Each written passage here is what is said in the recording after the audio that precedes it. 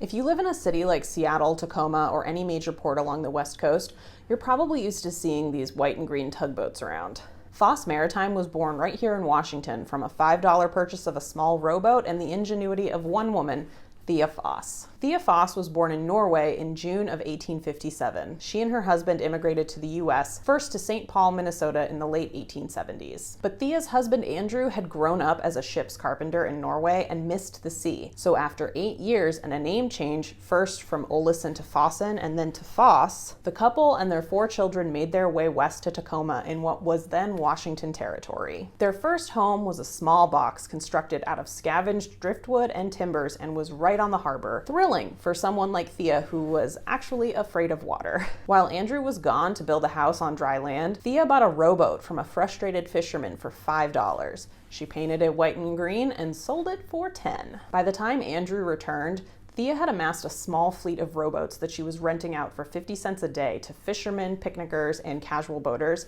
and had saved $41 from the rentals. Andrew quickly swapped house building for boat building, and their business was born. They soon began shuttling supplies to ships anchored in Commencement Bay, rescuing ships that had lost their way in Puget Sound, and delivering mail from Tacoma to Seattle. Not only did Thea and her husband have a successful business, but they were also pillars of the community, helping other Norwegian immigrants with their paperwork, adjusting to life in America, and finding them jobs, often at Foss Maritime. Thea died in 1927, but a few years later, author Norman Riley Rain began writing his Tugboat Annie stories inspired by and loosely based on Thea. Rain's Annie was a tough, working-class woman, but she was more.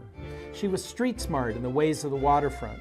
In story after story, she outsmarted her unsavory competitors. While the two didn't share much in common, they were both enterprising women who tackled their lives at sea with gusto. Foss Maritime is now one of the largest tugboat operations on the West Coast, and their ships can be seen around the world. All thanks to one woman, $5, and a few coats of paint.